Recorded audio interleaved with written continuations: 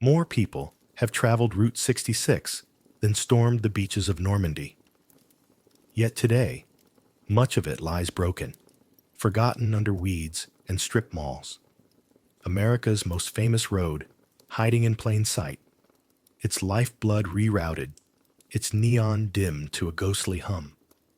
There are parking lots poured over it, frontage roads that shadow it, and quiet towns that once pulsed with its traffic now listening to freight trains and wind. Every time you drive across America, you might unknowingly cross fragments of the road that once carried Dust Bowl migrants, soldiers bound for bases, rock and roll bands chasing gigs, and dreamers with glove boxes full of gas maps and bad directions. Your weekend highway exit, that one with the giant dinosaurs, may sit feet from a curve where a family in a rattling Ford once counted their last quarters. That faded motel your parents joked about on a summer trip might be the same one where a returning GI kissed his bride under a buzzing sign. The same counter where a waitress slid plates to truckers through the night. The same station where a mechanic wiped his hands and said, "You're good to go. West is open." In this story, you'll uncover how a single road became the spine of America. From its roaring birth in the 1920s, when optimism was measured in miles of fresh concrete, to the breadline, years when it became an escape route toward orchards and rumor. From the chrome-bright 1950s, when teenagers tuned radios and the country tuned itself to motion, to its quiet fading in the age of interstates, when faster lanes bypassed main streets and time itself seemed to pass these towns by. Let us step onto that cracked pavement, under neon lights and desert skies, and walk its history together. We'll hear the hiss of cooling engines after a long grade, see the long shadow of a semi slipping across red rock, smell coffee at sunrise in a diner that still sells pie by the slice. We'll follow the curve through prairie and canyon, river and city, until the old Mother Road stops being just a sign on a t-shirt and becomes what it always was. A promise written across a continent, waiting to be read at the speed of memory. The road ahead is a pale ribbon, empty and almost shy, running between low desert shrubs and telephone poles that tick off the distance like a second hand. Heat wavers above the shoulder even after dusk, the day's breath slow to leave the asphalt. Somewhere far off, a semi hums along a newer highway, the sound thinning into the wide evening.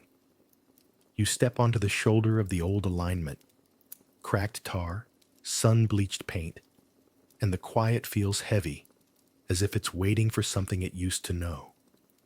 Then the wind turns, and the years begin to loosen. First come the sounds. A faint fizz of jazz slips through the air, like a station barely caught at the edge of a dial. A cornet's bright smile, a piano keeping time, the soft brush of a snare. It seems to float from a diner that isn't there until, slowly, it is. A narrow room of chrome and tile, windows open to the road, a counter lined with round stools. Outside, a truck engine clears its throat, idles low, then settles into a steady purr that vibrates in your ribs. The desert wind lifts and threads through everything. A dry whisper moving sand across concrete, a lullaby for travelers and tires. A radio announcer murmurs from behind the counter, his voice tinny and warm, promising weather, baseball scores, and music for the long miles ahead. The smells arrive next, gentle but sure. Motor oil with its dark, stubborn note, like a workbench in a garage where someone knows your name. The crisp sizzle of fried burgers curling into the air, salt and meat and spice mixing with the sweetness of a soft bun just kissed by the grill. And under it all, the smell of dust, old and sunlit. The memory of fields and county roads gathering on fenders, carried west. A waitress slides a plate along the counter.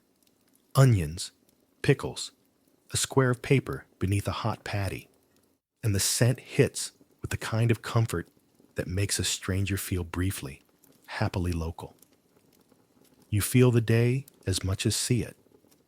The Arizona heat lingers in the pavement, a slow battery that gives back what it stored, radiating through the soles of your shoes.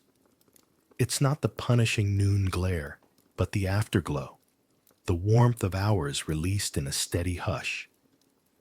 Then a door opens and cool shadows spill from an old motel colonnade. The blessed relief of shade, the scent of chlorine and soap, the whisper of a swamp cooler somewhere out of sight. Fingers brush a stucco wall, rough like sugar, then a polished banister, worn smooth by thousands of hands. A key, on a heavy fob, rattles against a door, the sound as precise as a clock. Light paints the scene, quietly at first, then with confidence. Neon begins to stir, one sign at a time. A red cursive cafe. Flickers, catches, holds. A martini glass tilts and glows. A small green arrow promises vacancy and hope. Headlights gather at the edge of the world and draw a white thread toward you, stretching long, low beams over the road's gentle rises. The sky keeps its soft, late color, purple, ash blue, pearl, and the first stars needle through like someone stitching the evening closed. The road is no longer empty. Tires swish, gearboxes chatter, and laughter pops in brief, bright bursts. Strangers greeting strangers as if they've met at a small-town parade. The jazz station sharpens. The trumpet is confident now. The piano playful. The bass a heartbeat, steady enough to carry a continent.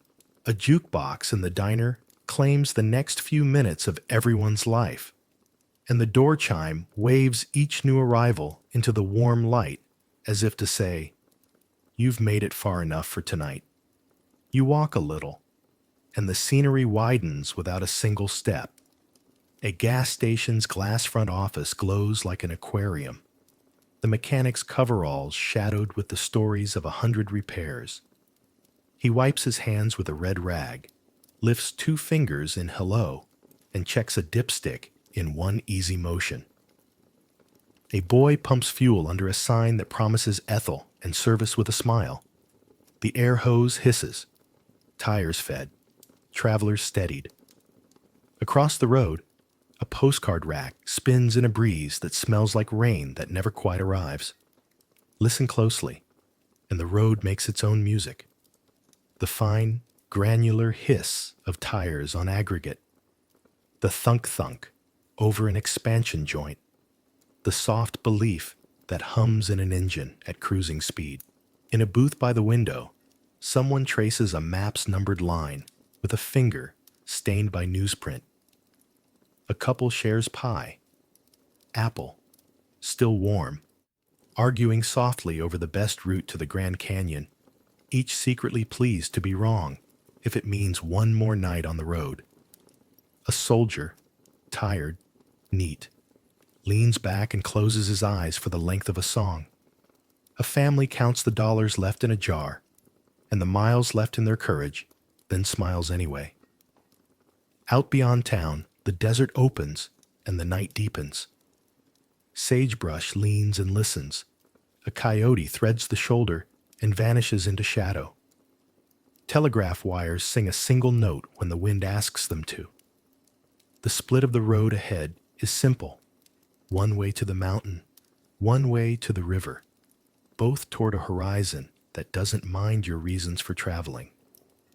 The strip of pavement holds the day's warmth for a long time, then lets it go, a little at a time, the way a story gives back its details as the teller grows quiet. This is the bridge across years, a modern empty stretch that remembers how to fill itself. It doesn't need effort or command. It breathes into motion on its own. The cars, the voices, the laughter, none of them arrive with a jolt. They rise like heat at noon, like neon at dusk. like the gentle confidence of a road that once carried a nation's hopes and learned to do it without fuss. You can still taste the salt on a burger bun.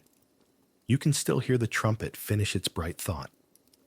You can still feel the cool edge of shadow along your wrist when you pass the motel's door.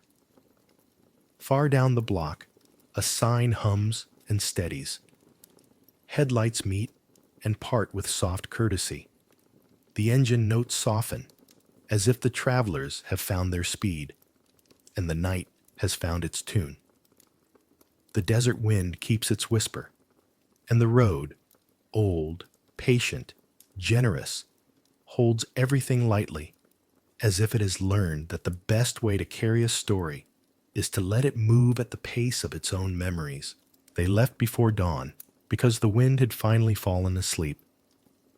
At night, the farm sounded like breath. No grit clawing the windows, no barn doors slamming, no angry sky. Just the small noises of a place pretending to be whole. Tom stared at the cotton field that had made him a promissory note instead of a living, and tried to remember the last harvest that smelled like anything but dust.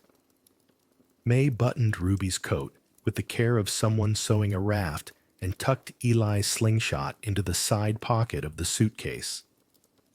The boy wanted to bring the dog. The dog had run off during the last red storm and never come back. Some things you had to mourn with your eyes open. They packed what could be lifted. A mattress tied flat to the roof with clothesline. 2 quilts folded over like wings. A coffee tin of dollars and coins hidden under the passenger seat. Jars of peaches and beans cushioned in rags. A dented pot. A skillet dark as a moonless pond. A cigar box that held a birth certificate, their marriage license, a deed that did not matter anymore, and a photograph of a house that had looked kinder in better weather. May kept her wedding ring on, though she turned it palm side most of the day, as if hiding light might keep them from spending it. The Model A coughed and then found its voice, a rough, hopeful sound. Tom pressed his hand to the dash. "All the way," he said, not to the engine, but to himself. Then he pulled onto the dirt road that led to the road that led to the other road, the one people were talking about lowering their voices, like church or secrets. Route 66. The number sounded like a spell. 2 sixes, rolling. Easy to say, even when your mouth was dry. The choice had not felt like a choice when he stood in the kitchen last week and watched the dust cross the floor as if it paid rent. The bank man had left a paper with a stamp so red it looked like a wound. Tom had held it near the stove and then away from the stove, as if fire were both the answer and the sin. "If we stay," he'd said, "we starve slow." May, with a towel in her hands, and that even voice she used when the children were listening, said, "If we go, we starve moving." He looked at her, then the way a man looks at a horizon, not for what is, but for what might show up. Out on the county road, the ruts met them like old friends. The car rocked, the jars clinked, the mattress hummed against its ropes. Ruby kept her face to the window, counting windmills, while Eli leaned forward between the seats, asking if California had oranges on the trees all year, like the poster at the feed store. "Sometimes," May said. "And sometimes the trees just look like the idea of oranges." Eli nodded solemnly, satisfied to be told a truth that still tasted sweet. By the time the sun rose, they could see the blacktop shine ahead, a thin, serious ribbon with painted lines like promises. Men had laid this strip across the belly of the country with shovels and sweat and pride. It felt like a thing meant to last, even if nothing else did.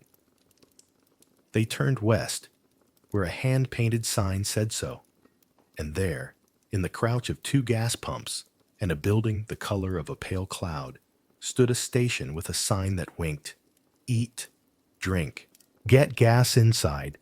A girl hardly older than Ruby worked a griddle and hummed a song from the radio, jazz, bright and quick, while her mother wrote prices in a ledger with a pencil worn to its nerve. Tom bought 5 gallons as if he were buying time itself, watching the numbers spin like a gambling machine that never landed on his favor. May took 2 cups of coffee, one with milk, one without, and a biscuit they split 4 ways at the counter.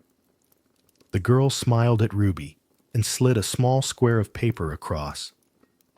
On it, her careful cursive had written, 66 goes west. Keep the sun on your left in the morning, on your right in the afternoon. Directions thin enough to fold into a pocket, thick enough to trust. Back on the road, they joined a caravan that never agreed to be one.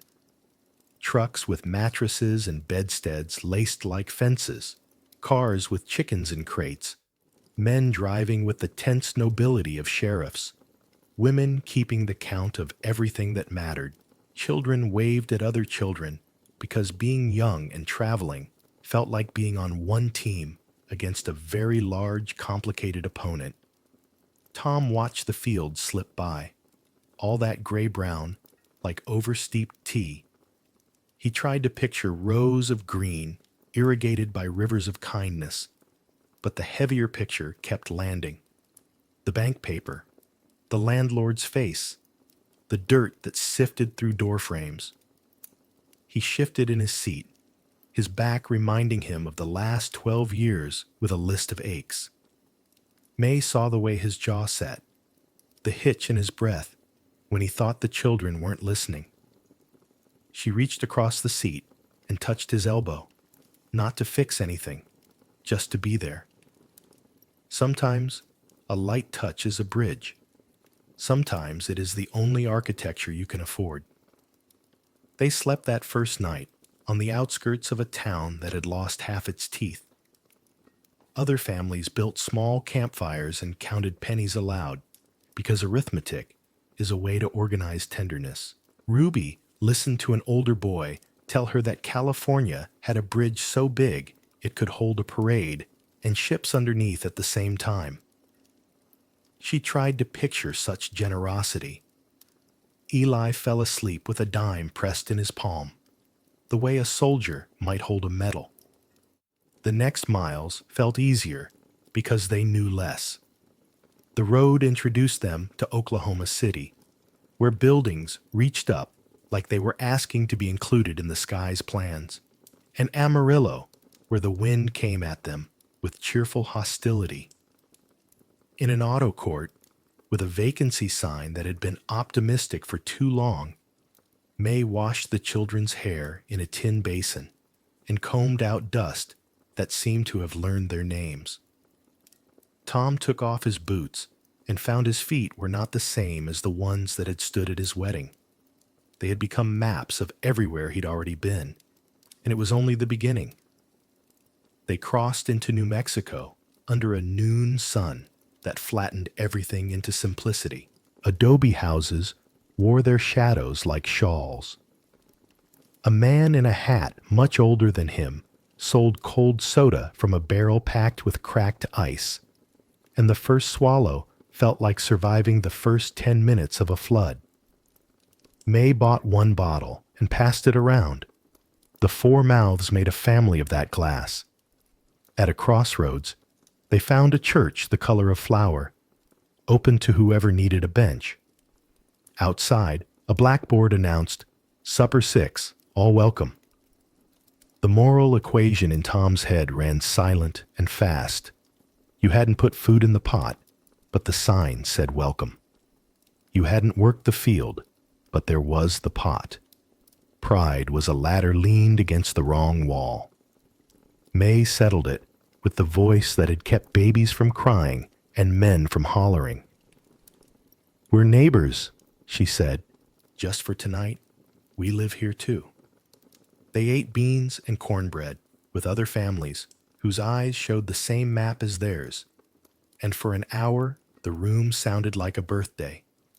Spoons against bowls, sentences finishing, a baby giggling because babies think the world is temporary but generous. After supper, a man named Frank sang a song he'd written on the back of a ledger sheet about following double sixes west. He sang about the road as if it were a woman he had loved before he knew what that meant. The curves kind, the length true, the surprises gentle. The chorus found its way into Ruby's mouth before the second verse was done. Tom clapped along, the music rounding his shoulders a little bit up. But the moral dilemma traveled with them the way dust did. Everywhere, every day, interim but constant. Abandon home versus survive on the road. The house had been more than boards. It had been the keeping place of their lives. Leaving felt like betrayal to everything they had promised that land. Seed, sweat, a man's back given like a tithe. Some nights, when the children were asleep and the road hissed like a patient snake, Tom whispered the names of his fields the way a person says the names of their dead. Then morning would come, and Route 66 would be a modest miracle again. Bridges like open hands, culverts that let the creek slip under and hurry away, shoulders just wide enough to pull over to adjust a rope.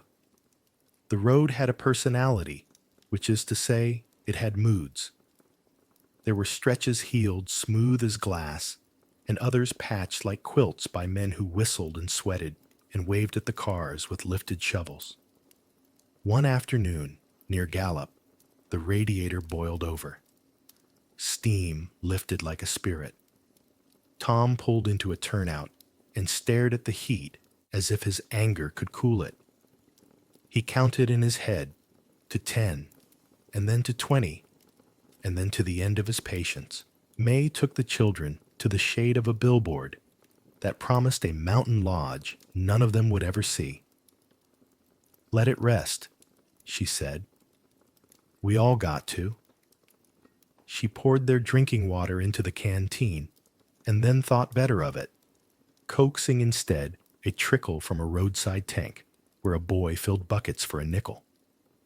The boy waved away the coin.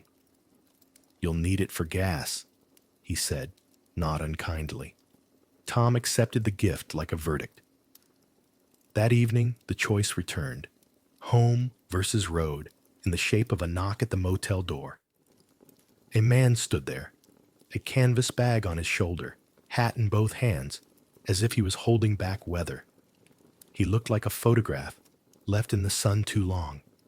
Features softened, edges tired.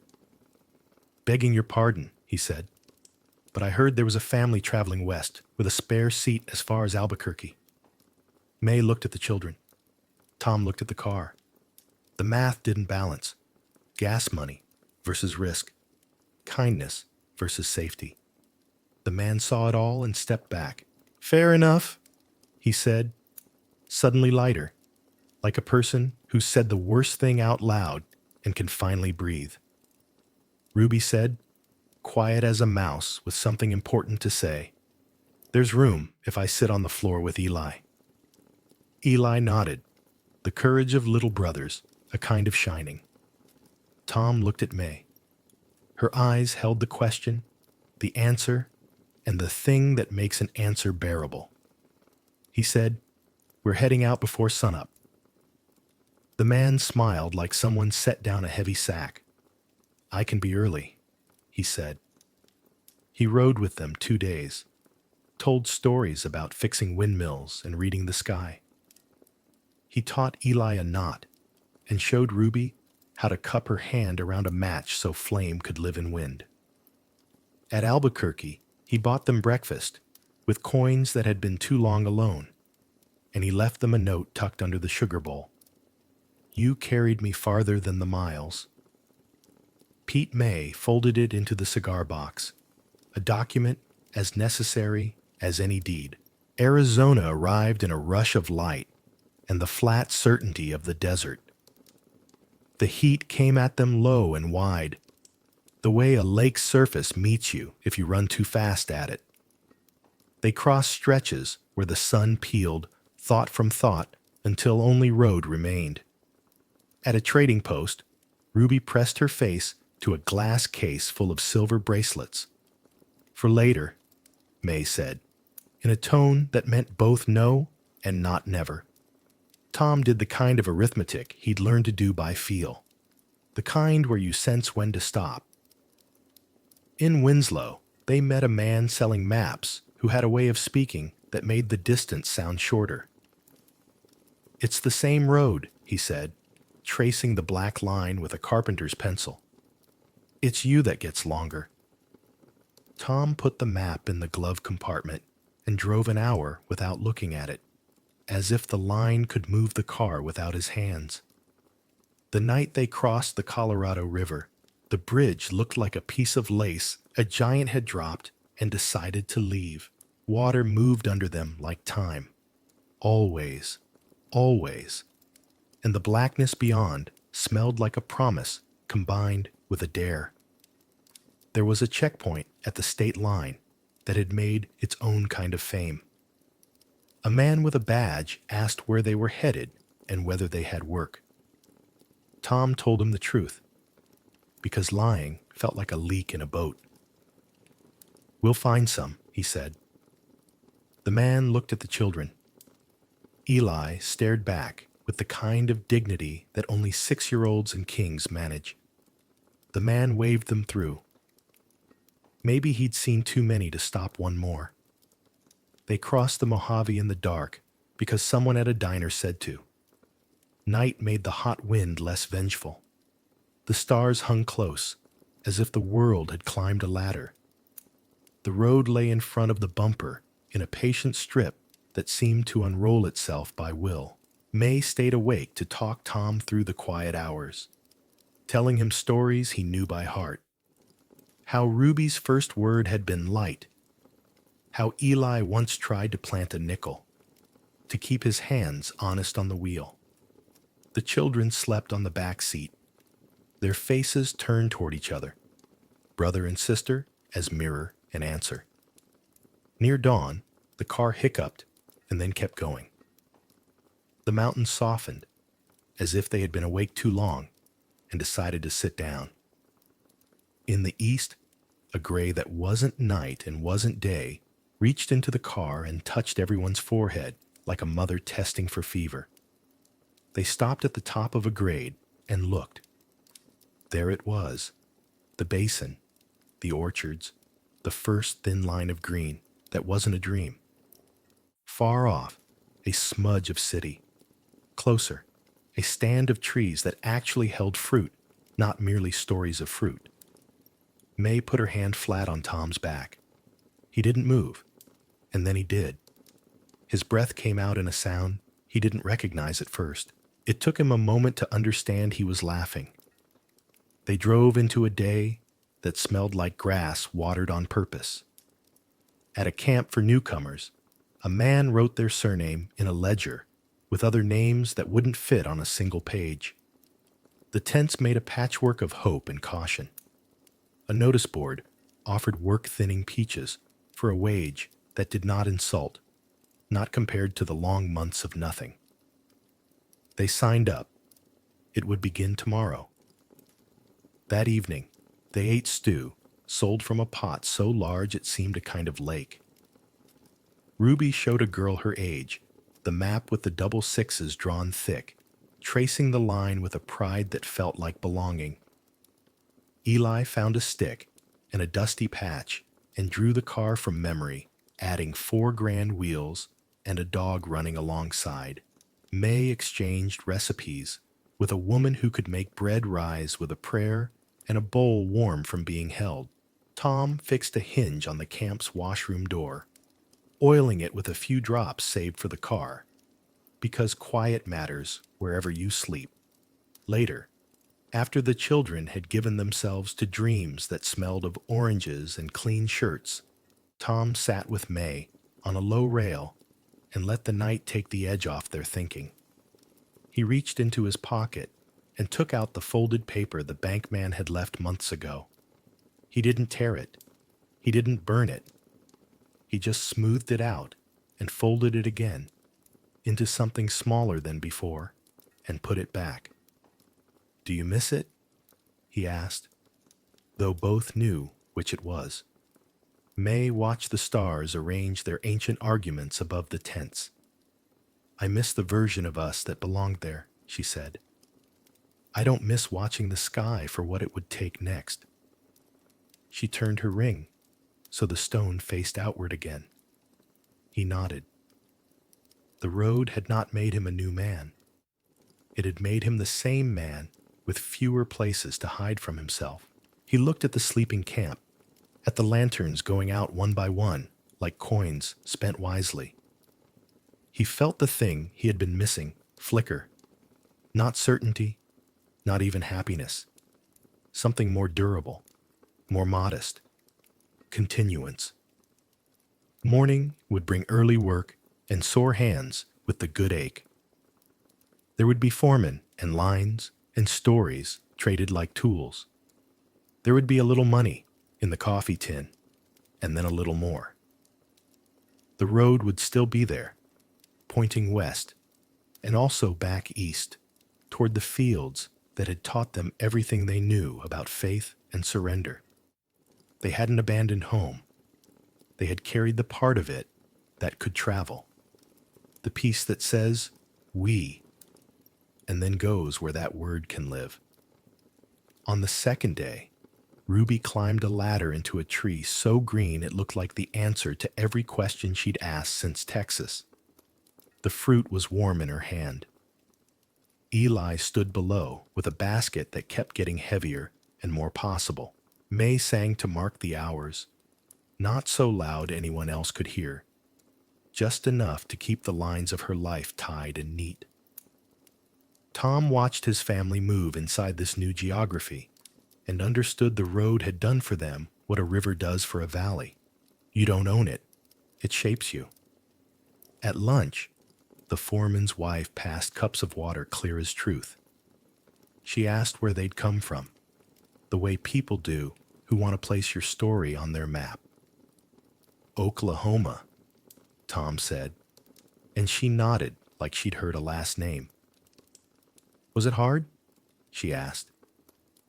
He looked at the children, at May, grinning at something a woman had said about stubborn yeast, at the dusty car that had brought them all this way while remaining mostly intact. He thought about the farmhouse and the rooms that had kept their first Christmas and the north fence he'd replaced twice. "Yes," he said, and then it wasn't. And then it was. Again, she smiled at the answer, like it was better than a joke. That evening, Route 66 existed only as a number on a map tucked under a tin cup. Yet it went on existing under their day, under the trees and the baskets and the song. It had been the long, steady hand that carried them to the place where tomorrow could be planned without bargains or bravado. Tom lay back on the blanket and listened to the low murmur of the camp and the bit of a radio someone had coaxed to life at the edge of the tents. It played a tune quick enough to remind you to breathe, slow enough to let you finish chewing. The house they left would not fall down out of spite. It would wait until the wind forgot they lived there, and then it would settle into the ground with the quiet dignity of things that did their best. If Tom ever stood there again, maybe he'd lay a hand on the door frame and say thank you. Not for failure, for shelter, for teaching him that sometimes survival is a path, and sometimes it is a departure.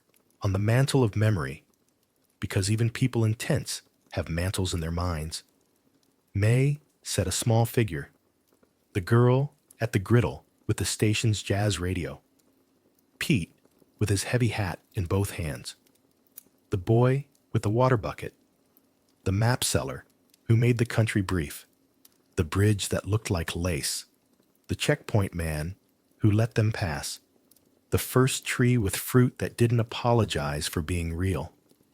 She arranged them gently, then stepped back to see if the arrangement held. It did. It would. The road had length. They had direction. Between those two facts, a family could fit, with room enough for sleep and work and the kind of laughter that comes back even when called from far off. In the morning, they would rise before the sun and walk into the orchards, and the birds would start up one by one, and the day would unfold with the careful slowness of a map unrolled on a kitchen table. Edges weighted with jars, corners smoothed flat, the black line steady as a vow. Before Route 66 had a nickname, it had a feeling. Velocity braided to optimism. In the first decades of the 20th century, America traded hooves for horsepower and timetables for the open-ended promise of an engine that started when you turned a key. The automobile arrived like a new verb, and it changed how towns breathed. Main streets widened. Hardware stores stocked fan belts and spark plugs alongside nails and kettles, and Sunday afternoons began to smell faintly of gasoline and dust. On farm roads and city blocks, the car gave ordinary people a scale they'd never had. A family that once lived inside a circle of 15 miles could suddenly draw a line across states and call it theirs. The federal highway system grew from that appetite. Numbered routes connecting cities the way a river system connects ponds. Men with clipboards and maps argued over alignments. Businessmen lobbied. Newspapers ran editorials. And a new professional language took shape. Easements, alignments, right-of-way. Out of these lines and terms, US 66 coalesced in 1926. A double six stamped on an ambitious diagonal from Chicago to Los Angeles. It wasn't the longest road. It wasn't the safest. But it was the most cinematic. Sauntering through the Midwest, threading the panhandle, climbing onto the mesas, tipping into deserts, then catching the coast salt at the end of a long exhale. Soon, people started calling it what it looked like from the ground level, the Main Street of America. Main streets are where a town's handshake lives. On 66, the handshake repeated every few miles with local accents. Gas stations sprouted first. Simple wooden sheds with gravity pumps and tin signs.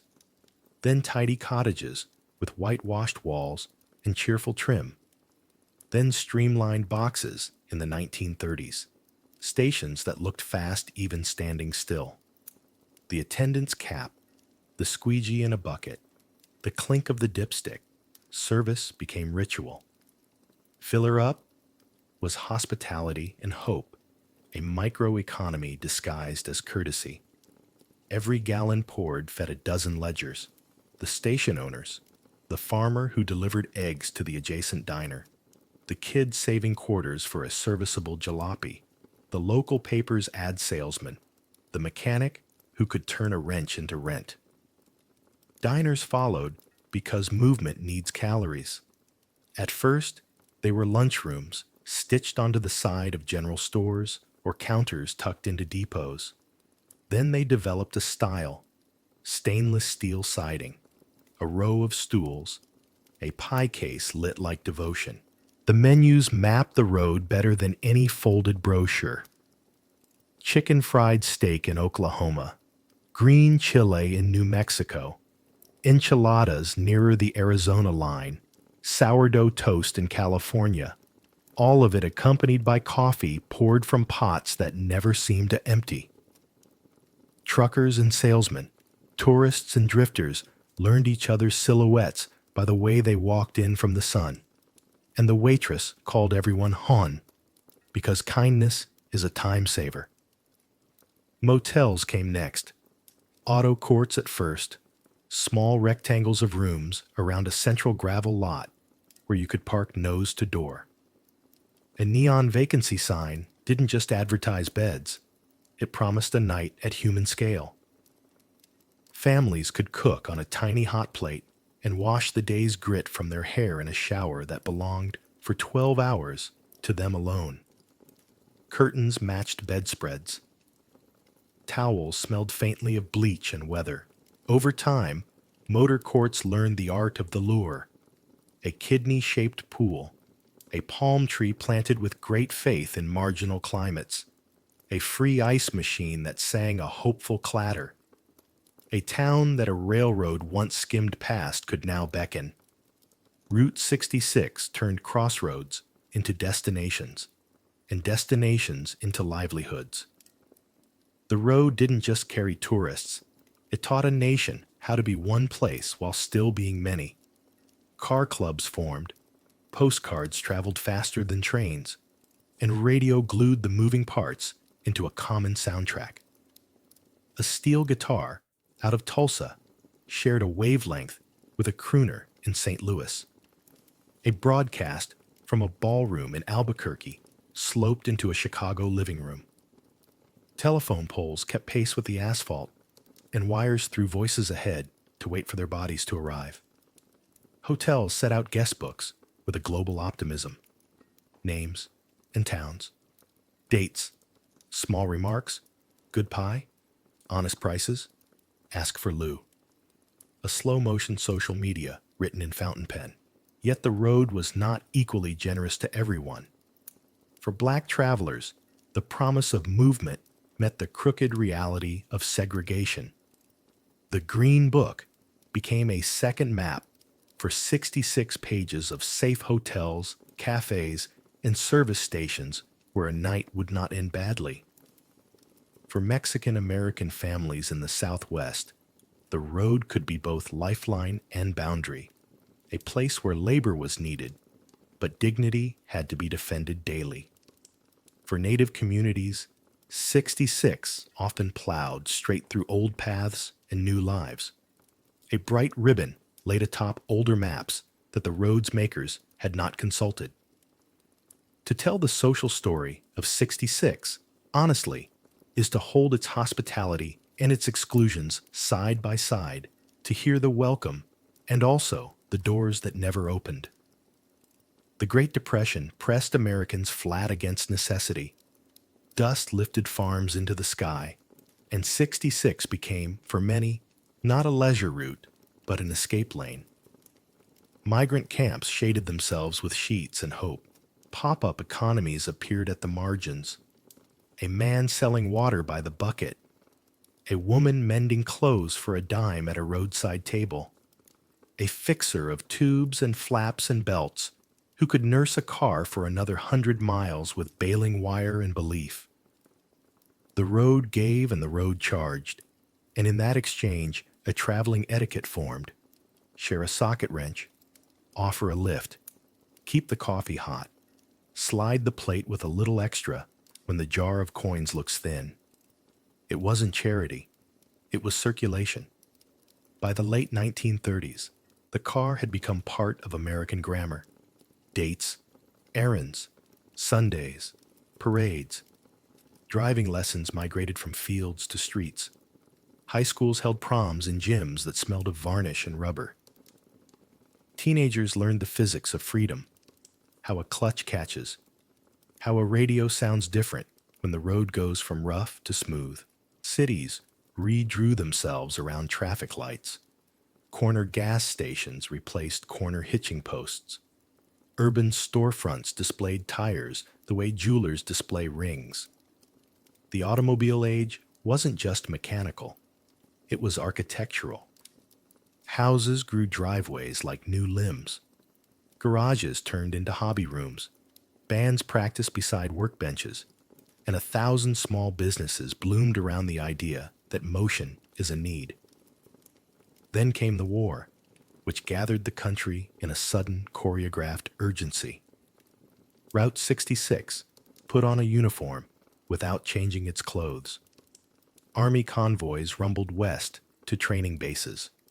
Materiel moved in long, patient chains. Troop buses idled outside diners where no substitution signs went quietly down because wartime has no patience for fussy rules. Tires and gasoline were rationed, yes, but 66 stayed busy.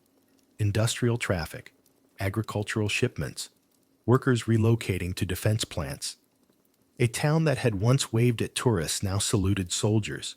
The jukebox kept playing, but the songs were steadier.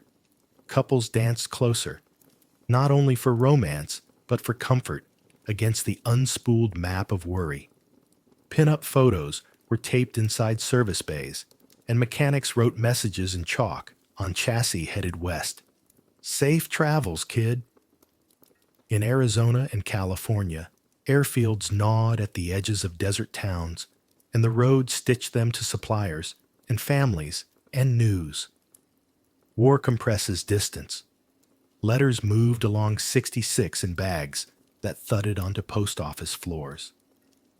Newsreels at small cinemas showed places most audiences knew only as words: Okinawa, Anzio, Manila. Then the lights came up, and the theater doors opened to the same neon, the same pie case, the same pump attendant adjusting his cap. Continuity mattered.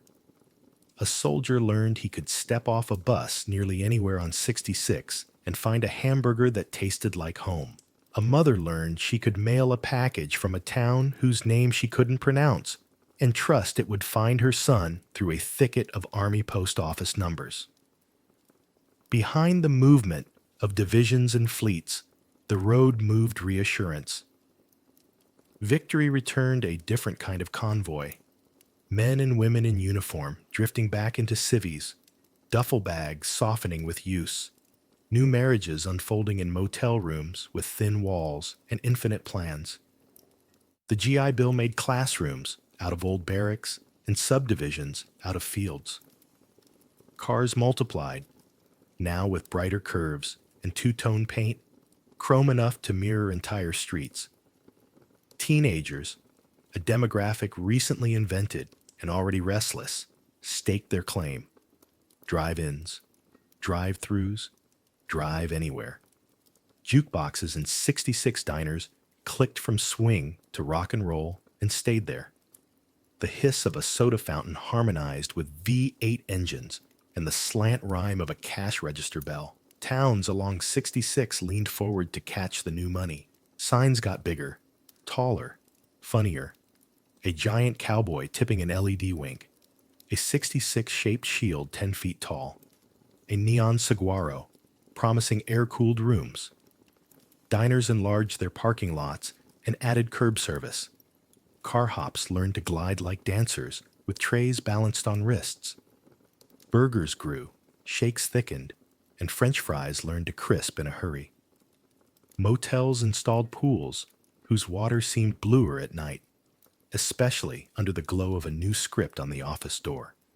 AAA approved. Families planned trips with brochures folded into glove compartments, already busy with road maps and stick gum. The small-town economies along the road didn't just sell goods. They sold belonging. At a Phillips station or a Texaco, a kid could absorb local lore while an attendant checked the oil. Salesmen traded weather and baseball while their windshields cleared of bugs. The proprietor of a trading post might set a child onto a wooden stool and tell the story of the canyon that lay an hour up the road, its colors like velvet and thunder. Gift shops balanced between kitsch and craft, beaded bracelets beside novelty postcards, hand-carved figures beside rubber tomahawks. In some places, the line honored tradition. In others, it blurred into caricature. The business of heritage proved as complicated as heritage itself. Route 66 also gave America a new kind of celebrity. Roadside attractions that became pilgrimage points. There were caverns with improbable names, meteor craters described with a salesman's awe, a blue whale stitched from the dream of a welder, a pair of muffler men as tall as vows, a Cadillac planted nose down in a plowed field. These were economies, too. Small admissions, photo stands, popcorn machines. and they taught small towns the lesson of delight. It counts in cash registers, and it lingers in retellings. The roadside became a theater. The passing car became an audience that paid with quarters and seconds. With the 1950s came an engineering confidence that would soon rewrite the atlas. The interstate highway system promised speed and safety in lanes broad as certainty. Concrete unfurled with federal discipline. Curves straightened, grades flattened, and towns fell a mile or 5 to the side, suddenly visible only as water towers. For some communities along 66, the bypass came like a mercy, relieving choked main streets of trucks and horn blasts. For others, it landed like a closed door that nobody meant to slam. Tuesday slowed, then Thursday, then the month. For sale signs learned to wait. Neon signs warmed themselves on their own light. But the road did not vanish. It changed economic weather, and people adapted with the stubborn creativity small towns develop in private. A service station became a garage, specializing in the quirks of older models. A shuttered motel turned into apartments for workers who commuted to the new industrial park planted off the interstate. A diner trimmed its hours and expanded its breakfast menu because morning regulars are a kind of pension. A town appointed a heritage committee, then a festival committee, then put up a banner that said, with a wink and a plea, "Get your kicks." Tourists read Steinbeck and came to stand where the fictional Jodes had stopped to tighten ropes. Car clubs traced the old alignments like fingers on a scar that had become a story you tell to show where you've been and how you healed. The social life of 66 is written in a million small exchanges. A teenager in 1957 who drives his father's Chevy down Main Street, left arm out the window, radio low, so his friend can tell a secret. A Navajo weaver who brings blankets to a trading post and bargains not only for price, but for respect. A black family in 1962 who navigates the route with the green book open on the front seat, finding the safe motels by streetlight. A waitress in Tucumcari who can read a tired face in the doorway and knows whether to talk or leave the coffee alone. A mechanic in Barstow who keeps old gaskets in a drawer because every once in a while someone limps in with a car that can be kept on the road with an obsolete kindness. Each exchange thickens a town's ability to be a place instead of a location. Teenagers became, along 66, both economic engine and weather report. They poured their allowance into jukeboxes, surfed from booth to booth in laughter, worked at stations after school, saved for mufflers that growled a little louder, sat on tailgates at dusk, and made small vows about big lives. Drive-ins hemmed their romances with screens the size of barns. Convertible tops went down in any month that would indulge it. The post-war boom wrote its poem not in stanzas, but in dealerships. Fins, chrome, pastel paint, a woman in a showroom dress opening a door to a future that smelled like upholstery and opportunity. And yet, beneath the glamour of the period's brochures, another truth held steady. 66's prosperity depended on the care of small hands. Town councils debated signage ordinances and trash collection. School boards approved bus routes that met the highway without swallowing it. Sheriffs learned a diplomat's patience at holiday traffic snarls. Motel owners folded sheets with neat corners and paid the linen service on the first of the month. The road gave towns a stage, but the play had to be performed daily. Sweeping, stocking, washing, greeting. The show went on, not because the crowds always came, but because putting on the show made a town itself. By the early 1960s, the cultural idea of Route 66 had outrun the roadbed. A television show beamed the number into living rooms with polished convertibles and big horizons. Songs tuned themselves to the syllables, "Get your kicks," and every chorus reminded listeners that place and feeling can braid until they're indistinguishable. Even people who had never driven a mile of it could picture it. A shield-shaped sign on a pole, a gas station whose roofline made your heart lift, a diner with a neon coffee cup steaming without cooling, a motel with a lighted saguaro, and a vacancy just for you. When the interstates finally took the through traffic away, 66's small-town economies learned to aim for a different target. Not the hurried traveler, but the deliberate one. Preservationists cataloged alignments and lobbied to mark historic Route 66. Towns painted murals, restored neon, hosted car shows where polished fenders reflected faces that remembered being children, with noses pressed to the glass of station wagons. Gift shops leaned harder into local pride. Cafes framed old photographs and wrote dates on them so strangers would not miss the continuity. A few places tried too hard, and the charm thinned. Many found the right pitch. A little nostalgia, a lot of sincerity, prices that kept both the lights and the stories on. Governments, too, learned the arithmetic of heritage. A restored bridge could carry not only cars, but attention. A well-signed frontage road could become a scenic loop. A museum could turn a layover into a weekend. The National Trust, state historic offices, local clubs, each added a layer of care. The interstate's wide corridors remained, barking their invitations to speed. But the old road made a new offer. Slow through here, and you can watch a town remember itself. There's a reason people still call 66 the Main Street of America, even when GPS apps don't.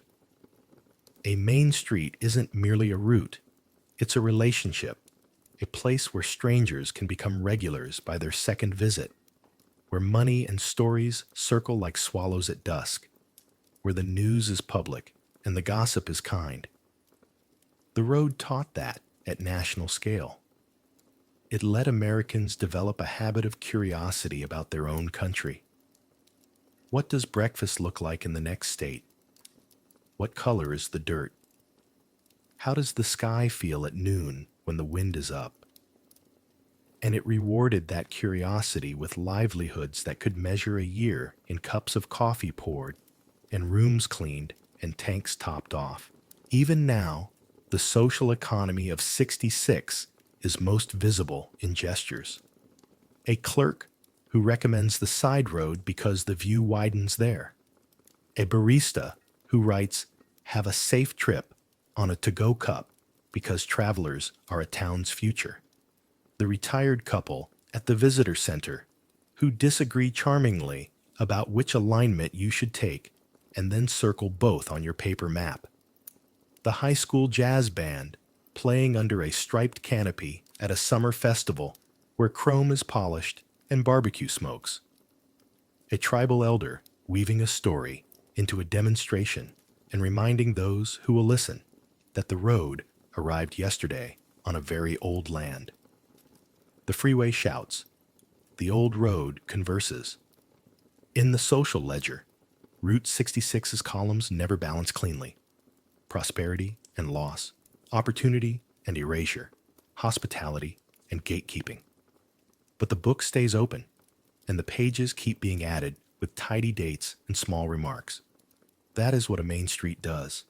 It receives, it remembers, it revises. It turns traffic into community by the slow alchemy of attention, and it gives teenagers a place to cruise, veterans a place to drink their coffee hot, families a place to ask for directions and be told not only how to get there, but where to stop for pie. When the sun leans low and the neon warms to its evening confidence, a town along 66 still performs the old scene with new actors. A convertible noses past with a soft V8 purr. A jukebox finds a tune that knows how to lean back. A couple in their 70s shares a milkshake with the thrift of newlyweds. A bus tour off the interstate learns. Pleasantly, that time can widen when you let it. The gas station's canopy gathers moths in its pool of light. The clerk steps out to breathe the night and, without meaning to, listens for the long hiss of tires on a road that has been carrying America long enough to know its rhythms. The signs say historic, but the commerce, the conversation, the small, steady making of a town, that part stays present tense.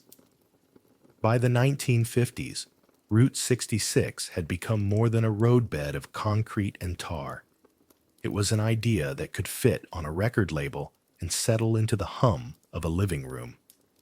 Music gave it its first great passport. A jazz musician scribbled lyrics in the margins of a map, and soon crooners and bands were rolling syllables like tires. Flagstaff, Arizona. Don't forget Winona. Radio carried the melody into diners and garages, where attendants wiped their hands and hummed along, and high schoolers in Letterman jackets leaned on fenders, letting the chorus suggest the shape of their next Saturday. A road that once introduced itself by the sound of truck tires and the clink of diner cups learned to introduce itself with a tune. Songs did for 66 what postcards had been trying to do. They made a feeling portable. Television followed, turning the number into a weekly ritual. A pair of young men in a sleek convertible drove the country and met its moods, and viewers met theirs in return. Lonely towns, kind cooks, rough and ready mechanics, the kind of small heroism that repairs itself without applause. The plots roamed wider than the road's strict geography, but nobody minded. The premise was faithful, even when the map wasn't. The point wasn't latitude and longitude, it was possibility. At mid-century, 66 moved from the atlas to the stage. Once you're a stage, people don't just drive you. They perform on you and for you. They remember lines delivered in your light. The road's independence, its habit of bending through towns rather than forcing towns to bend to it, suited the culture's self-image, a nation of individuals who still like to wave at a neighbor. Family albums filled with shots of children squinting beside statues in caverns and motels with neon cacti. Mothers wrote dates on the white borders with tidy pride. Augusts had a predictable rhythm. Pack the cooler, find the shield-shaped sign, watch the miles offer up their sequence of burgers, postcards, and sunsets. The country practiced being small enough to be knowable and large enough to be surprising. A main street could be 40 feet wide or 2,000 miles long. Both felt local if you repeated them enough. Then the future arrived with a ruler and a budget.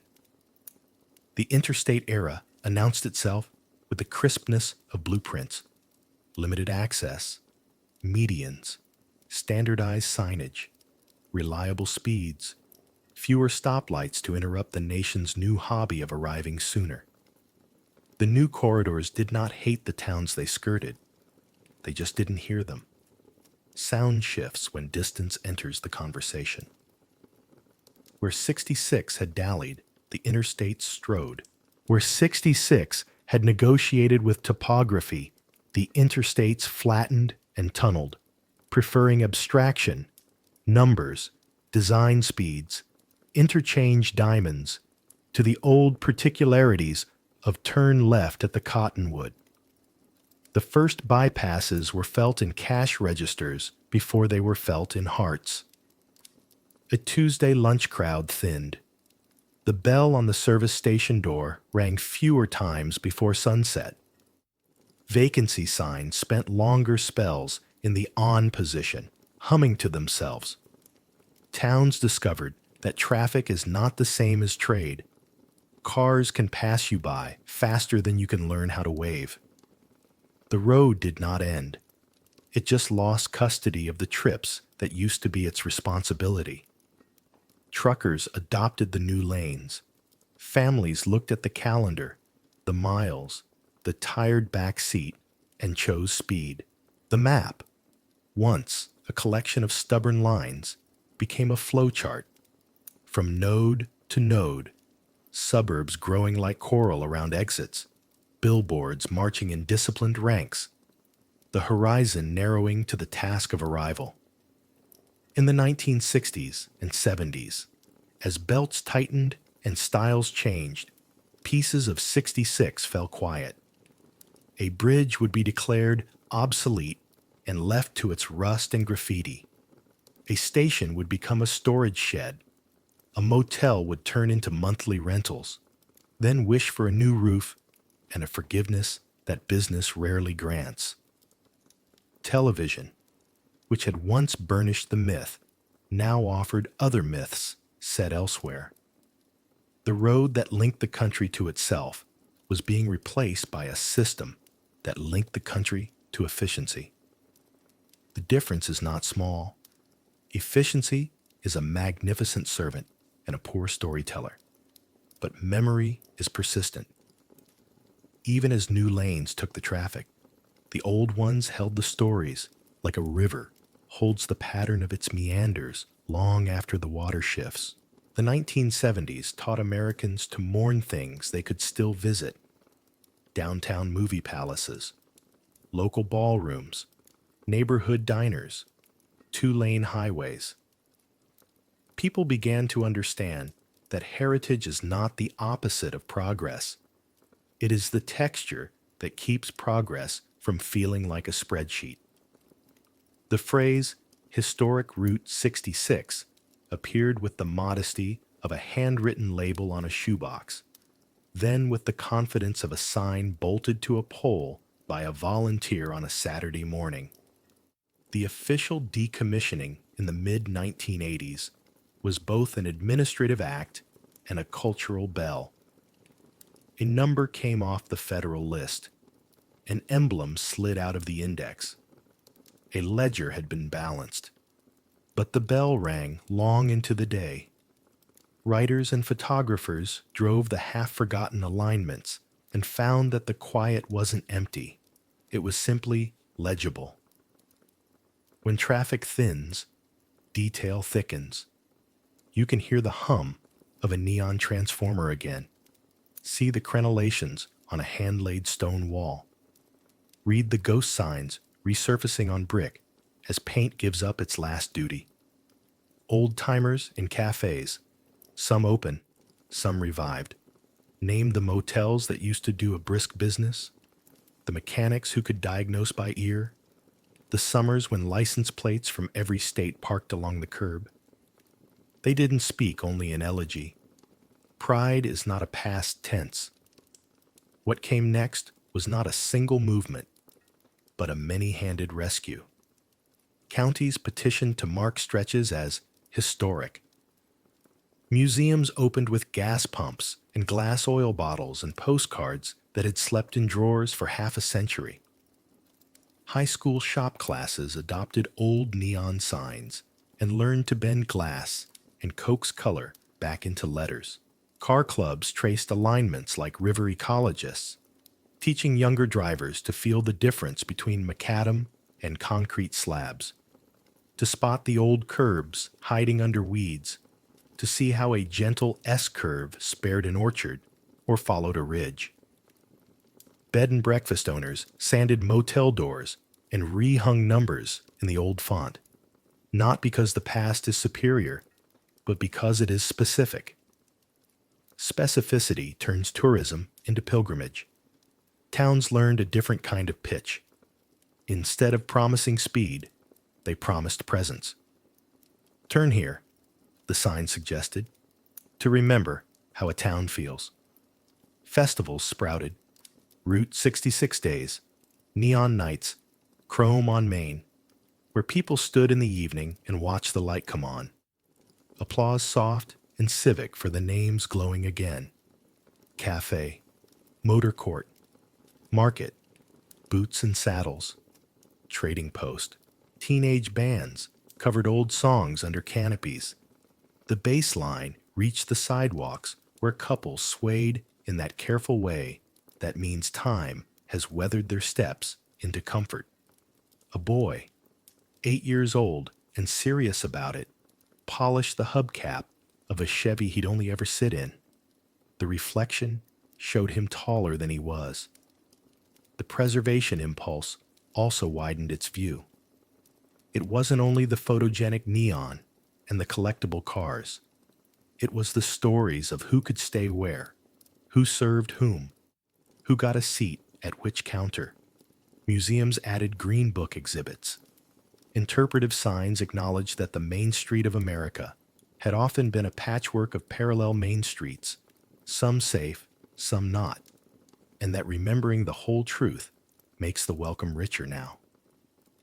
Tribal museums and trading posts taught visitors that the road was recent on an old land, and that the economies it created braided with economies that predated it. Route 66 could be loved without being simplified. In the 1990s and 2000s, international visitors discovered the myth they'd already half-owned through records and reruns. Buses unloaded in towns that had not seen that many cameras since the last time the high school won state. A man from Tokyo bought a milkshake in Kingman and found that it tasted like a word he did not yet know, but would remember forever. A couple from Munich compared notes with a couple from Tulsa about which stretch felt most like a movie. Local clerks unconsciously slowed their speech to accommodate accents, and the accents wrapped themselves around thank you and have a good one, until hospitality learned it spoke a global dialect. Economically, the revival did not mint fortunes, but it minted something steadier: circulation. Rooms filled on Friday nights. Gift shops deposited weekend earnings on Mondays. Young people found summer jobs that taught them to wave without calculation, to tell stories with dates, to give directions that included where to stop for pie and why. Retirees discovered that volunteering at a visitor center felt like teaching without grades. Mechanics who understood carburetors became minor celebrities. Photographers caught the blue hour on signs that had not glowed since the year they were born. A road, once busy with necessity, found itself busy with consent, the most flattering traffic a town can host. Underneath the commerce and the camera angles lies a quieter transaction.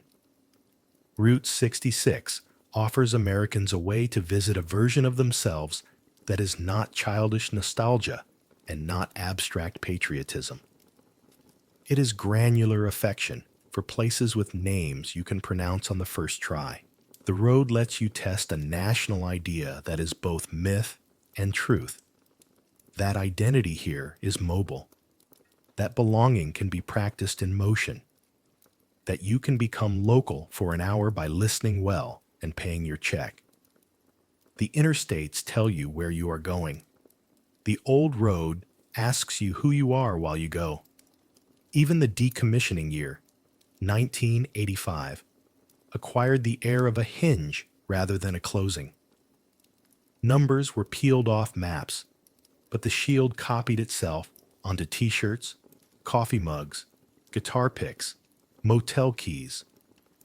Graphic designers fell in love with the proportion of that badge, stout enough to be read at speed, friendly enough to belong on a lapel. Artists painted it on murals that folded a century into one wall.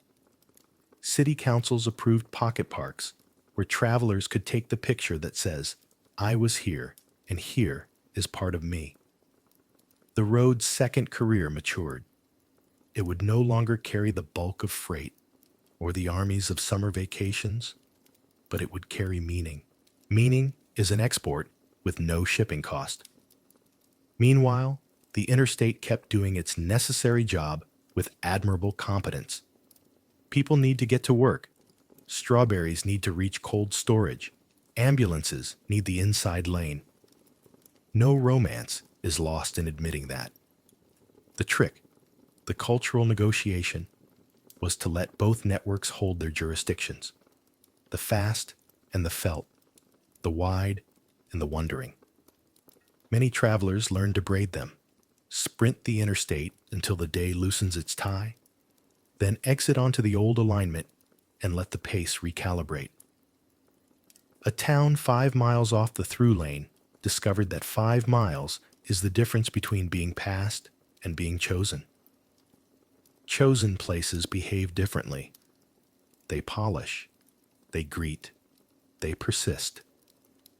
In this braided present, car clubs shepherd fleets of polished machines along the old curves like archivists who prefer motion to shelves.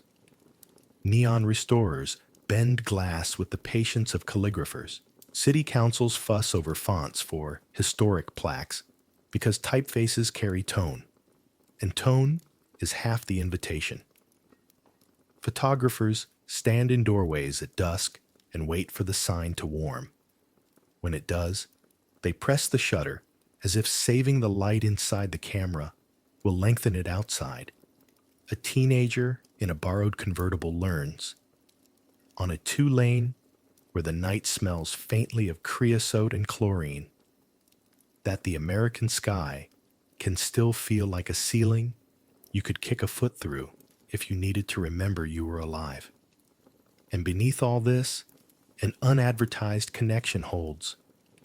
For a century, Americans have worked out pieces of their identity in the vocabulary of roads. Pilgrims and pioneers, yes, but also salesmen, soldiers, tourists, strivers, and searchers.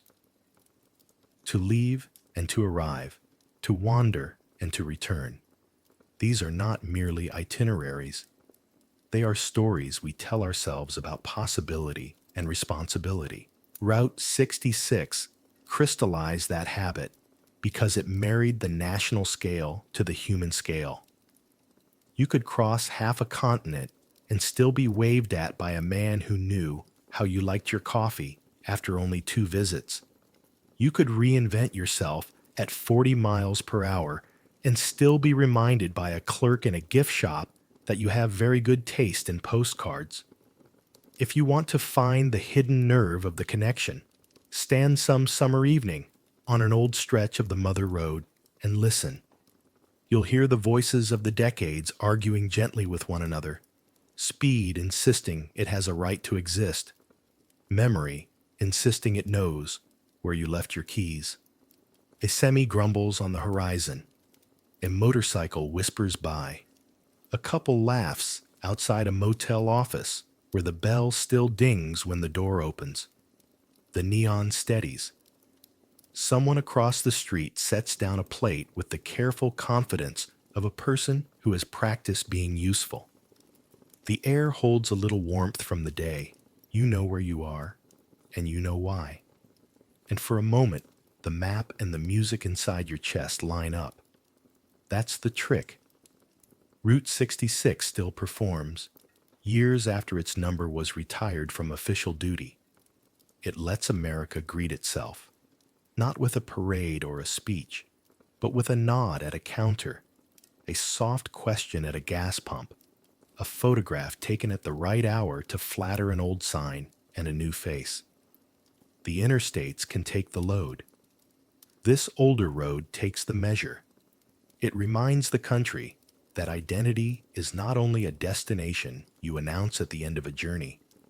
It is also the texture of the miles you share, the names you learn to pronounce correctly, the way you slow down when someone needs directions, and, without checking your watch, you include the part about where to stop for pie. They came over the last rise at daybreak, and the desert fell away like a curtain. Below them, the basin softened into a mist the color of milk, and through it, Rows upon rows of trees drew themselves in patient green. A ditch flashed with water like a silver belt. A train stitched a dark thread along the edge of town. The air smelled different, wet, almost shy about it, like the first minutes after a summer storm. Tom braked on the shoulder and let the engine idle, a hand on the wheel as if holding the moment still. May touched the window with 2 fingers, the way one might bless a doorframe. Ruby sat up, hair a tangle of road and sleep, eyes wide the way children's eyes should be when they see something a story has promised and finally delivered. Eli said nothing at all, which for Eli meant the world had successfully taken his breath. They rolled down toward it slowly, not because the grade demanded it, but because reverence did. The sign at the edge of town said, "Welcome," in block letters that looked stern and tired, as if the word had had a long day before they arrived. Behind it, a board listed camp rules in handwriting that meant business.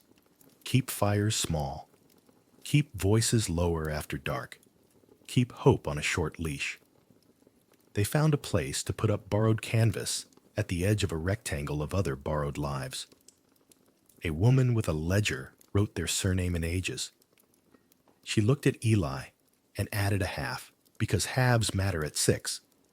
Work came as rumor first, then notice, then lines. At a packing shed, a man with a pencil behind his ear studied Tom's hands and nodded. Thinning today, picking when it's right. You move with the tree. You don't fight it. Another handed May a basket and said, without condescension, "You've done this before, just not here." Ruby and Eli learned the names of things by sweating near them. Ladder, lugs, culls, shade break. The first coins sounded like permission in the coffee tin. Light, yes, but real enough to be counted. The promise of California was never a lie. It was a translation. Orchards were not money. They were labor shaped by water and time and other people's ownership papers. A foreman corrected their angles with a quiet hand. A man on the ridge shouted about Okies and line jumpers. And later that night, the same man shared cigarettes in the common lot and told a joke that made even the tired laugh, because people are complicated even when they are wrong. The wind came up in the afternoon and lifted the dust in a finer, kinder way than back home, as if teaching them that not all grit is cruelty. There were indignities. A store that charged more because it could. A man with a badge who stepped into the camp, counted hats, and left without counting names. A boy who threw a stone and missed and then stared, suddenly ashamed of the arithmetic of his own fear. But there was also the relief of wages earned in a day and exchanged at dusk for flour and beans and a little meat. There was the luxury of clean water that arrived when a handle turned and did not have to be begged from the sky. There was the surge in Tom's chest when he watched May trade recipes with a woman from Bakersfield as if the women had been neighbors for a decade. There was Ruby's first peach eaten under a tree, so full it seemed vain. The juice ran down her wrist, and she laughed because the stickiness felt like proof. There was Eli, who built a small city out of fallen twigs and relocated ants, then named each street after friends he didn't yet have. On Sundays, the camp went solemn. A preacher, with a voice like worn rope, talked about Exodus and deserts and the patience of God. He didn't say California was Canaan.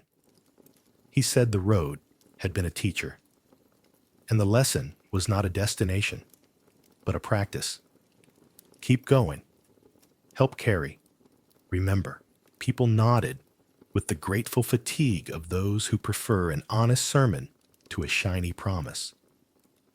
At night, the sound of tires on the highway became a lull of continuation. The same road that had braided through their weeks, now slipping past like a stream. The number 66 no longer felt like a charm they were whispering. It felt like a chorus sung by many mouths. Sometimes buses went by heavy, with soldiers headed to bases farther west, and May would press her palm to her ring without noticing, thinking of embraces in motels along the road and women in diners serving coffee to someone else's hope. Even joy learned its manners. They weren't the only ones traveling. The emotional high point came on a hot afternoon when the foreman sent Tom across the rows to the packing shed to sign the week's tally. Inside, cool air fingered his sweat. On a wall, a calendar stood proud over yesterday's date. The man behind the desk counted aloud while Tom watched the stack, wary of arithmetic that stings. Then the man slid bills across, in a motion so ordinary it felt like a kind of miracle anyway. Tom took them, and for a second saw two kitchens superimposed. The one he'd left, with the door that never quite latched, and the wind that didn't ask permission, and this new one still a sketch, with a real table he hadn't met yet. He tucked the money into the coffee tin with the ceremony of a man who had relearned faith in increments. That night, after stew and pie from a church farther downtown, slices cut generous to make a hunger believe in tomorrow, Tom and May sat on a low rail and watched the camp's lights blink into agreeable constellations. Ruby hummed, without noticing she was doing it. Eli fell asleep, clutching a small marble he had won in a game he did not understand until a friend taught him the rules. The heat that had climbed the ladder of the day now climbed back down, rung by rung, polite about it. "Harder than the picture in my head," Tom said. May smiled in the half-dark. "Better than the picture in my fear," she answered. Relief loosened from their shoulders, but not all at once. It had edges. The work would be there tomorrow, and so would the aches. The dreams had turned out not to be lies, but bills, payable in sweat, payable daily. Yet the road had given them the grammar to conjugate this new life. We go, we arrive, we begin. If hope was a coin, they were learning it was spent not in declarations, but in tasks. And in a way, the country, humming at the edge of their camp with trains and trucks and rumors of war and industry, was practicing the same verbs. America was restless in a way that didn't mean unhappy. It meant mobile, volatile, willing to be shaped by the road. Salesmen carried sample cases like suitcases of intent. Teenagers cruised under neon and believed that motion itself was character. Soldiers went where they were ordered and came home with maps folded in their pockets and new definitions of distance in their heads. The family under canvas fit into that larger sentence the way a syllable fits inside a word. Not everything, but necessary to the sound. When the first paycheck paid for a room with a door that locked and a sink of their own, they slept like people who had been forgiven. In the morning, Ruby arranged her few treasures on a windowsill as if permanence were a shelf you could build from 3 small things. Eli asked if they could drive back on 66 someday, just to visit the parts we missed. May kissed his hair. Tom, in the mirror, saw a face that belonged to both the man who had left and the man who had arrived, and for once the difference between them did not frighten him. They had reached California. The map said so. The peaches said so. The road, polite and patient as ever, waited outside the window, like a neighbor who knows when to knock and when to keep walking. Years turned like odometer digits. The Model A retired to a shed and then to a story. The children grew into the shapes, promised by their stances that first day under the trees. Tom found steadier work that bruised him differently. May kept a ledger where the columns balanced in ink instead of hope. On Sundays, after church and laundry, they sometimes drove a little of the old road just to check that remembering still matched the scenery. When Ruby learned to drive, Tom took her over a concrete section where the seams went thunk-thunk, teaching her to listen with her hands. When Eli left for service, he rode west on a bus whose windows framed fields he knew twice, once from hunger, once from habit. Elsewhere, men unfurled blueprints wider than maps. Interstates shouldered in with the confidence of new grammar. Route 66 did not rage, it relented. Traffic slipped to faster lanes. Towns slid to the edges of attention, and neon learned to glow for no one some nights. Decommissioned, said the paperwork in 1985, as if a number could be thanked and told to rest. Crews unscrewed signs. Atlases exhaled and bound themselves without a familiar shield. Small economies sputtered. Some motels dropped letters until only VAC, Psy blinked, unsure whether to hope. Cafes turned into antique stores. Antique stores turned into plywood. A station kept hours as long as the owner did, and then only on Saturdays. The road, poor in travelers but rich in memory, waited. But memory proved bankable in a currency that resists recessions. Car clubs arrived with Polish and pride, engines parting the evening with a sound that drew people to porches. Volunteers mended neon with the patience of people who have taken apart a watch and intend to make it tick again. Town councils voted to hang new shields with an old word, historic, and teenagers posed under them, grinning with a confidence borrowed from their grandparents' photographs. Get your kicks went from a lyric to a gentle municipal command. Museums, filled with glass oil bottles, paper maps, and the domestic heroism of service station caps. The road learned to be both artifact and artery. Not every place returned to brightness. Some sections slid back into grass. A bridge leaned into rust, and a river accepted another shade of brown. A coffee cup neon flickered its last elegant loop and went dark in a rain nobody watched. Loss attended the revival like a quiet chaperone, reminding everyone that preservation is a braid of rescue and elegy. But in Tucumcari, a pink stucco motor court glowed again. In Winslow, a corner found its chorus. In Missouri, a 2-lane through maple and oak reclaimed autumn as a public event. You could drive long stretches and feel the road narrate in a low, steady voice. Here is where we turned. Here is where we learned to wave. Here is where the country learned the discipline of distance and the pleasure of returning.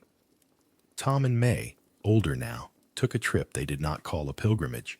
They stopped at a diner where a girl hardly older than Ruby had been when they left Oklahoma, poured coffee with the ancient authority of the profession. On the wall, a photograph. A convoy of dust-streaked cars with mattresses tied like ambitions. A family not unlike theirs, bent over a map. May touched Tom's sleeve. He nodded, a man consenting to be moved.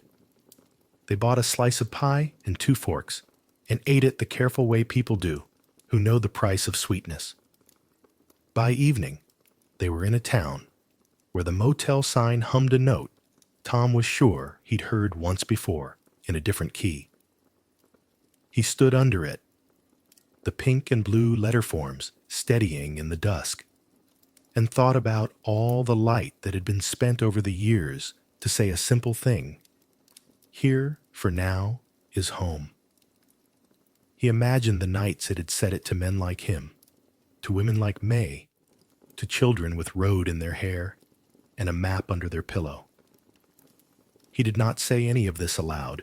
He paid for the room, carried in a bag, and flipped on a lamp with a chain that ticked like a tiny metronome, keeping time with his heart. The next morning, they took a small detour to see a bridge the pamphlet praised for original railings. It wasn't famous, but it was adequate to the day. They stood in the middle and watched the water move under the boards with a seriousness that felt almost comic and then not at all. "It's still here," May said, meaning the bridge and the water and the feeling and the country in that order and also all at once. Route 66 no longer owns the nation's errands. It does not carry the harvest whole or the army entire. On many maps, its name is a parenthesis or a legend. Yet it remains busy in the ways that count, the ways that knit a large place into a keepable one. It moves cameras and stories and the careful steps of people who want to remember how a town greets them when they arrive without hurry. It ferries meaning, a couple in their 70s sharing a milkshake, a mechanic teaching a teenager to gap a plug, a tribal elder telling a story beside a loom, a clerk drawing an S-curve on a free map because that is where the view opens. Neon still flickers, sometimes to full shine, sometimes only to a faithful hum. Small towns still crumble and then, surprisingly, stiffen, insisting on themselves with paint and music and patient Saturdays. Legends circulate in the air like the smell of coffee at dawn, a little sweet, a little bitter, sufficient.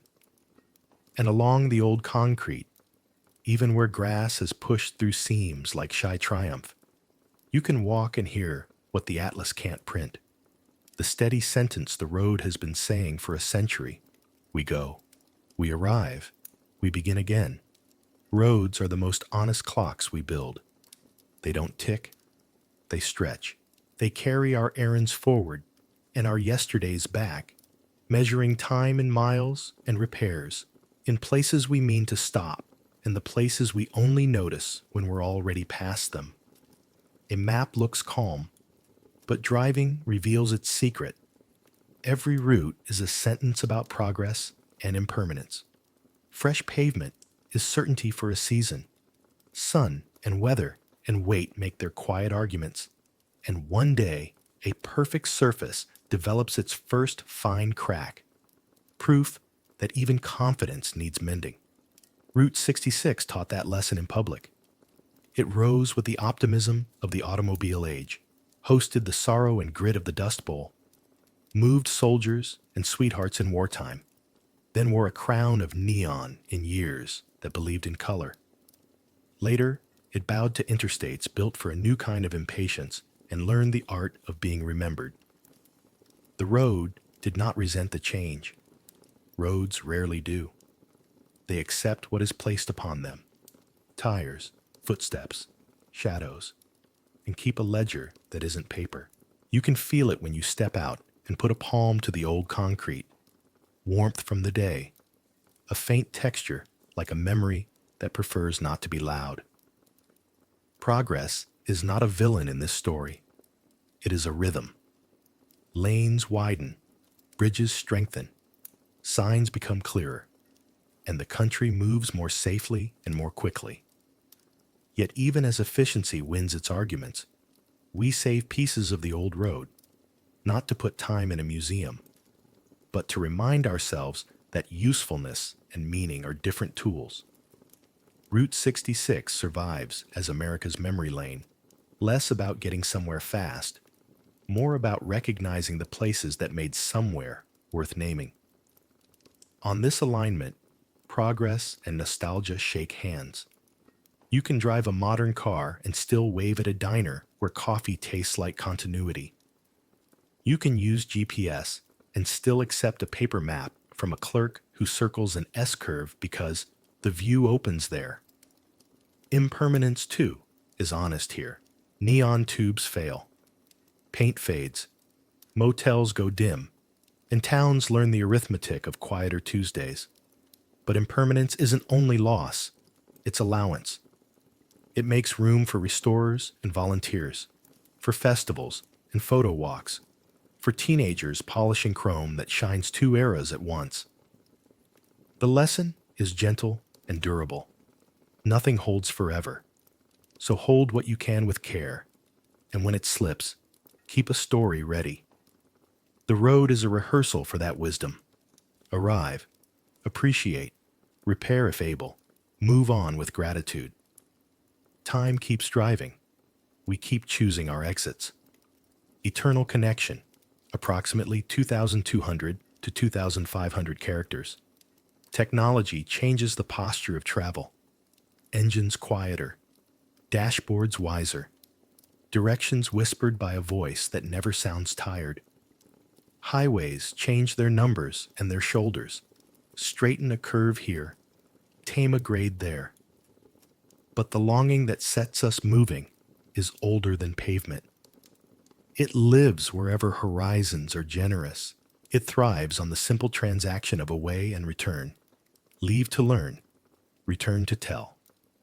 In that exchange, even the most modern trip gains a trace of something ancestral.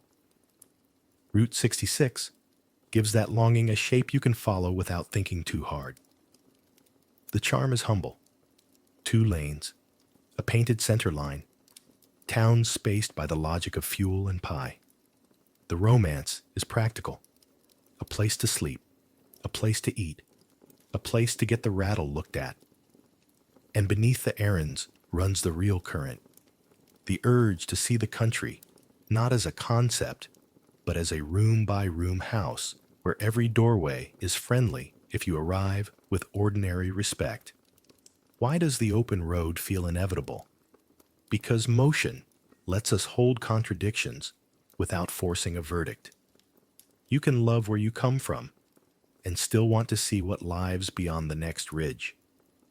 You can believe in schedules and still give an hour to a museum you didn't know existed until the sign surprised you. You can praise the peace of home and understand that a few days of good distance resets the heart's furniture. Route 66 specializes in those reconciliations. It asks almost nothing grand of you and pays you back in small, lasting coins. A conversation with a stranger who recommends a side road. The hum at dusk when a neon script steadies to full brightness. The way your hands learn an old steering wheel's manners on concrete seams that say, softly, thunk, thunk. The interstates will remain the arteries. They must. But this older path is a set of capillaries that keep memory oxygenated. Car clubs will caravan at polite speeds.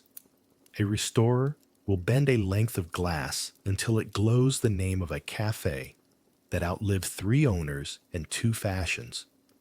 A family will pull over because a kid needs to stretch and, by accident, discover a view that pins them in place for 5 quiet minutes. The longing doesn't vanish just because the phone knows every turn. It adapts. It hums along under the directions. It taps your shoulder at an exit and says, kindly, here's where the day can widen. Poetic closing.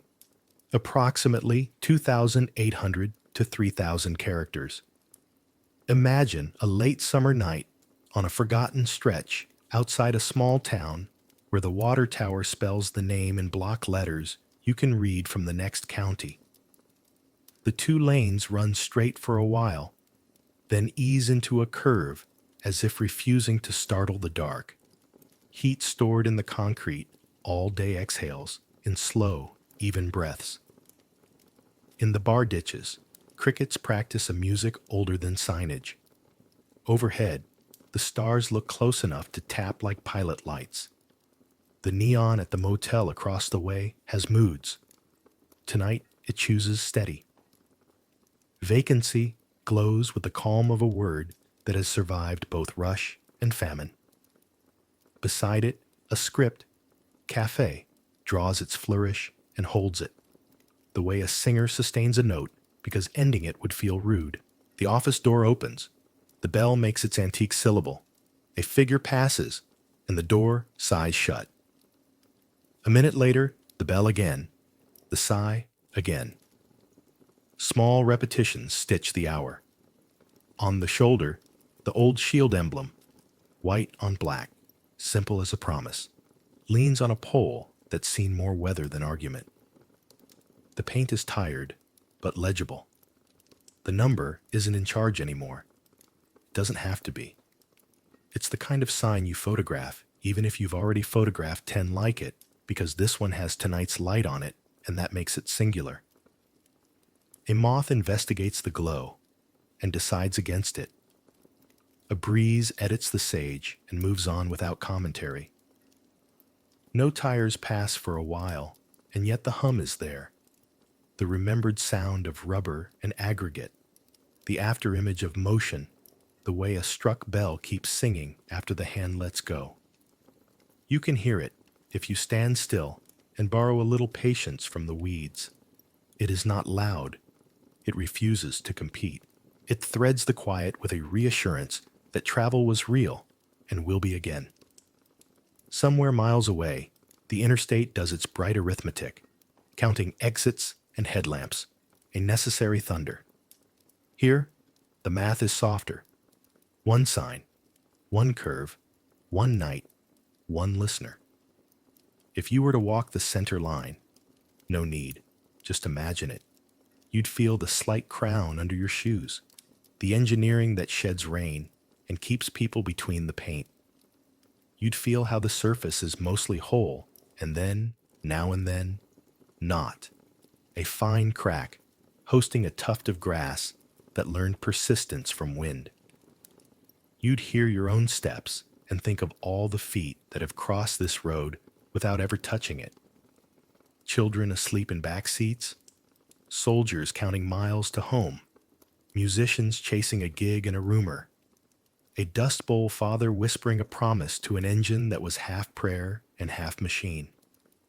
The night deepens by degrees, not decrees. Porch lights make their small halos. A dog barks once and changes its mind. In the distance, a train adds a low line to the score, iron on iron, then fades into a geography that has always loved echoes. The neon holds, the stars hold, the road holds. What remains when the traffic shifts and the numbers retire is not emptiness. It is room for memory to take its unhurried shape, for the country to greet itself in smaller voices. Route 66, under this patient sky, is a kind of instrument at rest. Touch it, and it will answer, not loudly, but with enough tone to tune your sense of scale. A lane wide enough for generosity, a shoulder kind enough for stopping, a curve that believes you'll handle it, a sign that believes it can still be read. Eventually, a pair of headlights rises at the far edge and draws its quiet line toward town. Not a procession, not a proclamation, just a car at a reasonable hour. Someone returning from a late shift or an early promise. It passes with courtesy, the hum briefly becoming fact, and then slipping back into memory's fabric. The air rearranges itself. The curve regains its privacy. And so, the old road keeps its watch, not demanding, not undone. A museum of motion with the door politely propped open. A sentence the nation still knows by heart, even when it forgets to say it out loud. Under starlight, you can feel the words assemble if you stand long enough. We travel. We learn. We come home. Then, when the horizon asks nicely, we travel again. The signs never fully die. They glow at the edges of thought, faithful as porch lamps, gentle as the last note of a favorite song, drifting into the kind of silence that means the story has landed exactly where it meant to. The images return the way evening returns, softly, one light at a time. A neon martini glass tips its quiet glow above an office door.